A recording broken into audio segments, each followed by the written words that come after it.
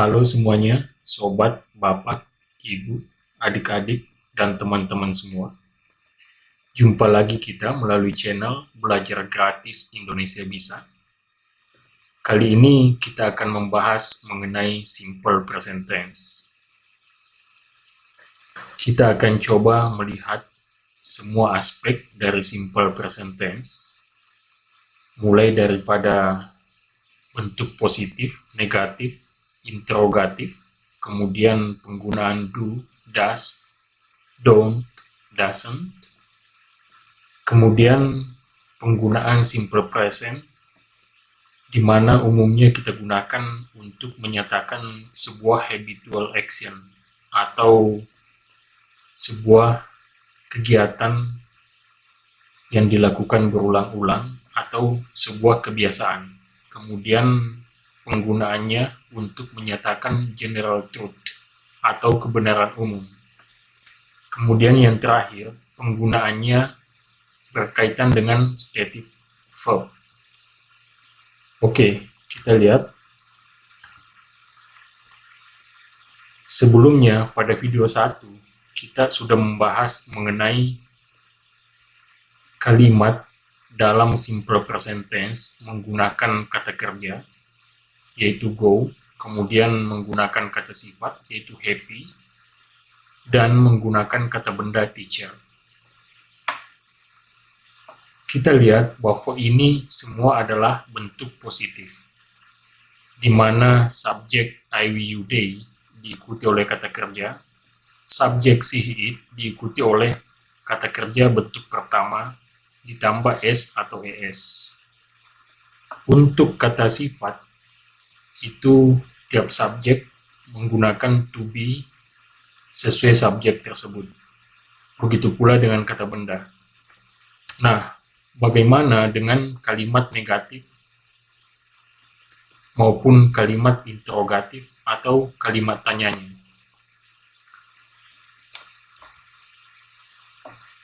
Oke, untuk bisa mengubah kalimat positif yang menggunakan kata kerja murni, yang di dalam contoh ini adalah go, maka kita menggunakan auxiliary verb. Auxiliary verb ini adalah kata kerja bantu, di mana untuk kalimat dengan kata kerja murni, maka ketika kita ingin mengubahnya menjadi kalimat negatif, maka kita menggunakan do atau does yang ditambah dengan not, sehingga do not ini disingkat menjadi don't, does not disingkat menjadi doesn't. Oke, kita lihat di sini untuk subjek I, we, you, they semuanya menggunakan do not untuk kalimat negatifnya. Jadi do ditambah not atau don't. Kemudian untuk subjek she, it kita menggunakan does ditambah not atau doesn't. Sehingga di sini she does not go, he does not go, it does not go. Perhatikan di sini bahwa di kalimat positifnya, kata kerjanya untuk she, it itu ditambah dengan s atau es. Tapi untuk kalimat negatifnya, semua kata kerja untuk semua subjek itu berubah menjadi kata kerja bentuk pertama tanpa s atau es. Dan untuk she, it itu memakai does. Oke, untuk kalimat tanya atau kalimat interrogatif, selain di akhir kalimat kita memberikan pertanyaan, maka do sama does yang di negatif itu berada di tengah, diikuti oleh not. Untuk kalimat interrogatif itu kita pindahkan ke depan, sehingga menjadi do I go, do we go, do you go, do they go, does she go, does he go, dan does it go. Oke, itu adalah untuk kalimat yang menggunakan kata kerja murni. Nah, bagaimana dengan kalimat yang menggunakan kata sifat yang dihubungkan oleh linking verb atau kata kerja penghubung, dalam hal ini to be? Begitu pula dengan kata benda yang juga dihubungkan oleh kata kerja penghubung atau linking verb yang dalam hal ini adalah to be. Kita lihat.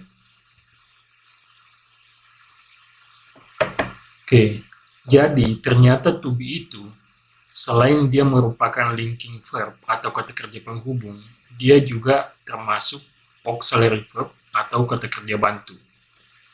Karena dia termasuk kata kerja bantu, maka untuk bentuk negatifnya kita tinggal tambahkan not di belakang to be tersebut.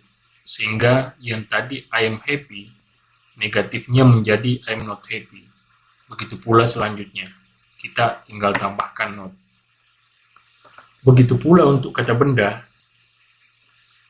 karena dia sudah memakai to be, di mana to be ini di sini juga sudah merupakan auxiliary verb atau kata kerja bantu, maka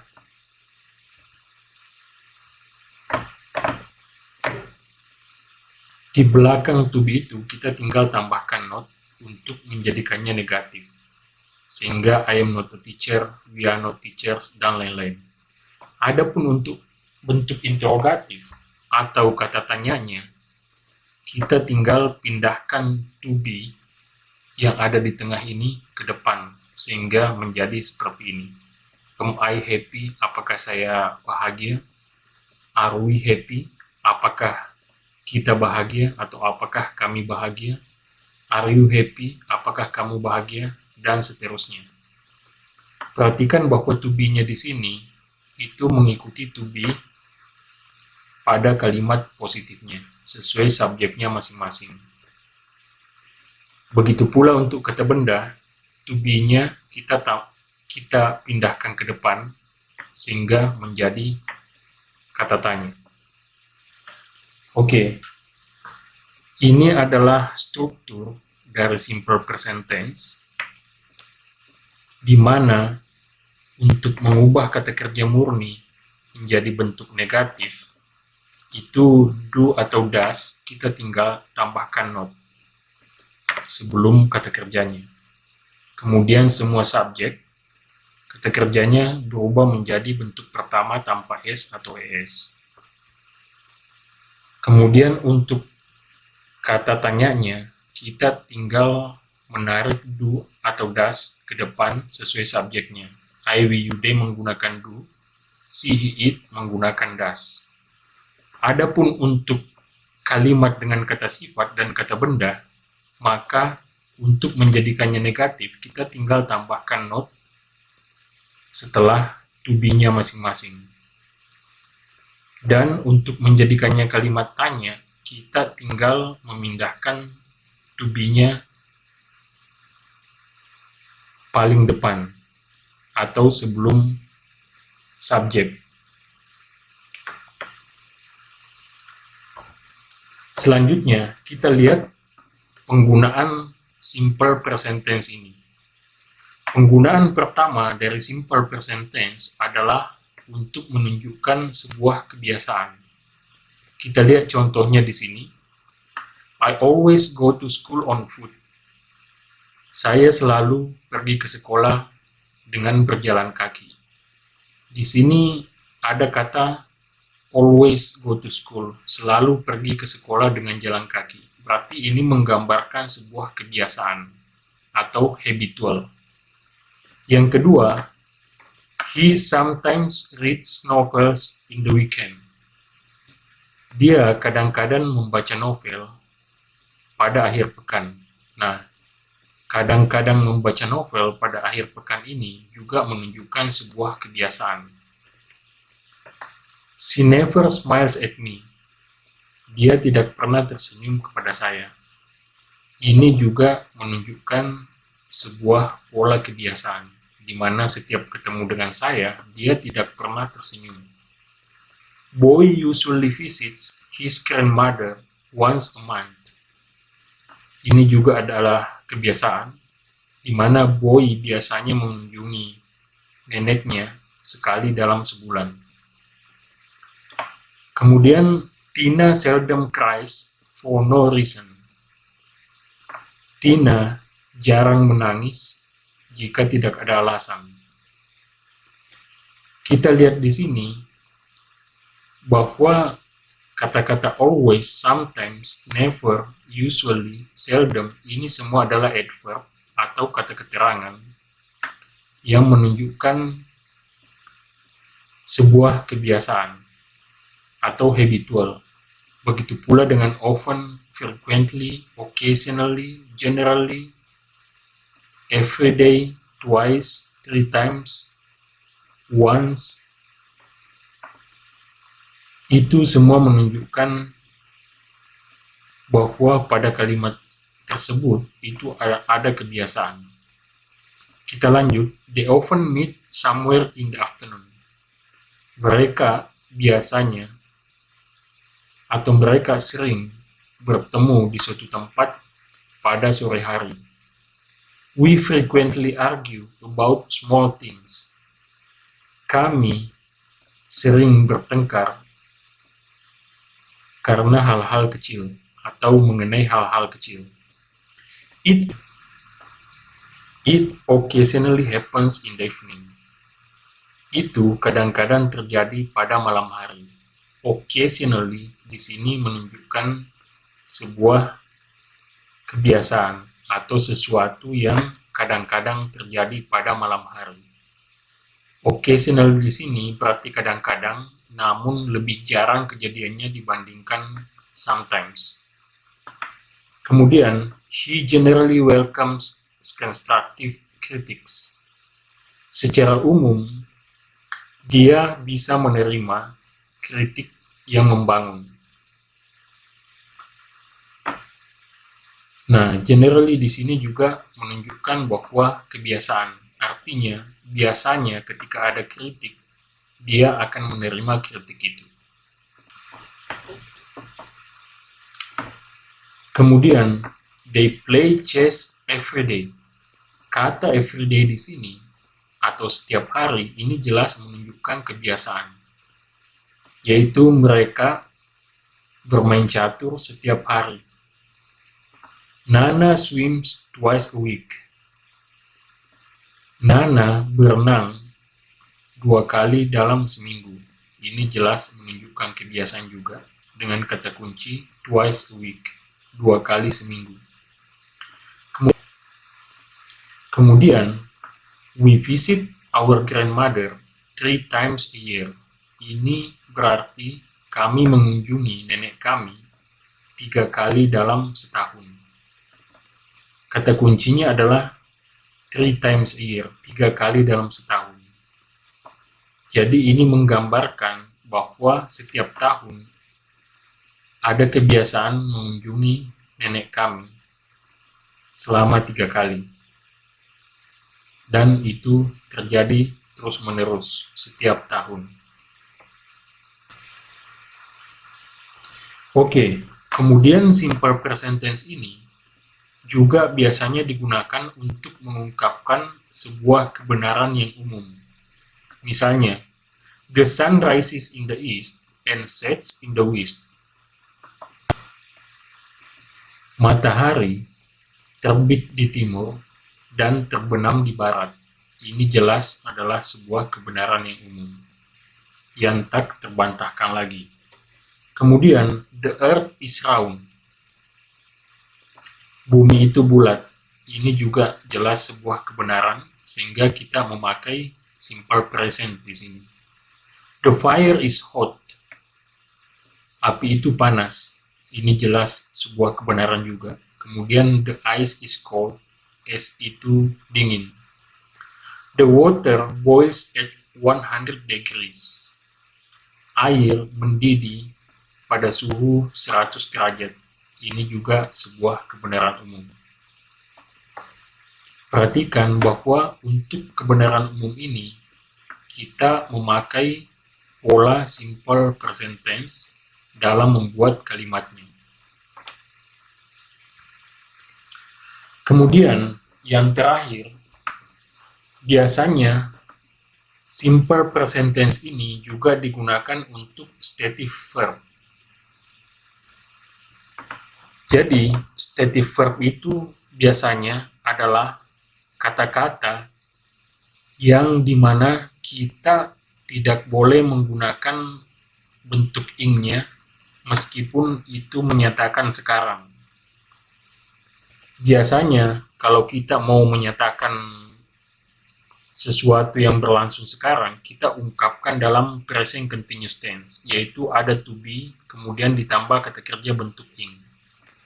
Misalnya, I am reading a book now, berarti saya sedang membaca sebuah buku sekarang.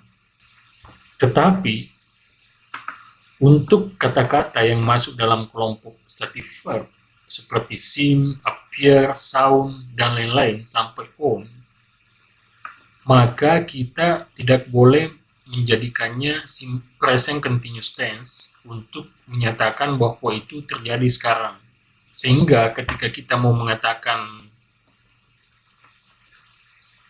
hal itu sudah terdengar jelas sekarang, kita tidak mengatakan it is sounding clear now, tapi kita mengatakan it sounds clear now.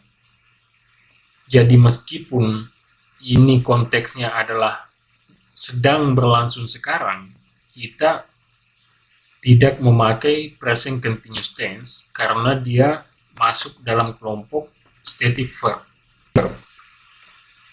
Begitu pula I am hearing you now. Saya sedang mendengarkan kamu sekarang. Kita tidak memakai present continuous, tapi lebih tepat kalau kita memakai simple present tense di sini, yaitu I hear you now.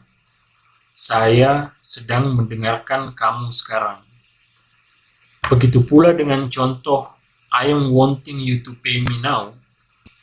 Saya sedang ingin agar kamu membayar saya sekarang. Itu lebih tepat kalau kita menggunakan simple present di sini, yaitu I want you to pay now. Contoh yang terakhir, I am needing some money now. Saya sedang membutuhkan uang sekarang. Meskipun ini konteksnya adalah sedang, yang biasanya kita ungkapkan dalam present continuous, tapi karena need ini adalah kata-kata yang masuk kelompok stative verb, maka kita lebih baik menggunakan simple present tense. I need some money now. Saya sedang membutuhkan uang sekarang. Bukan I am needing some money now.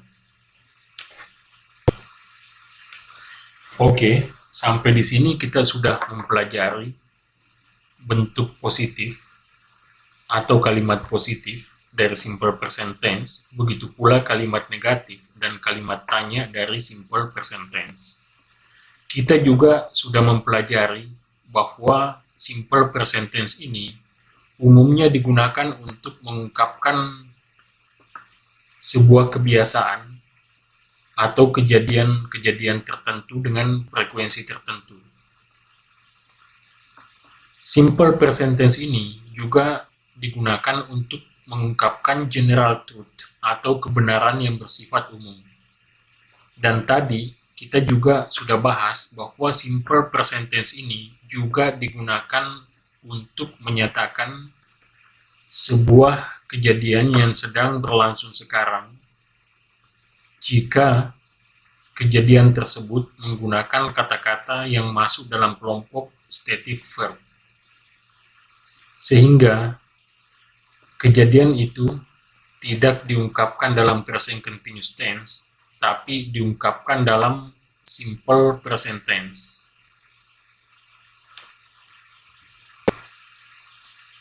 Baik, para sobat, bapak, ibu, adik-adik, dan teman-teman semua, para pembelajar bahasa Inggris dimanapun berada. Terima kasih atas perhatiannya. Sampai di sini pembahasan kita mengenai simple present tense. Jangan lupa subscribe dan di-share ke teman-temannya. Dan sampai ketemu lagi pada video-video selanjutnya.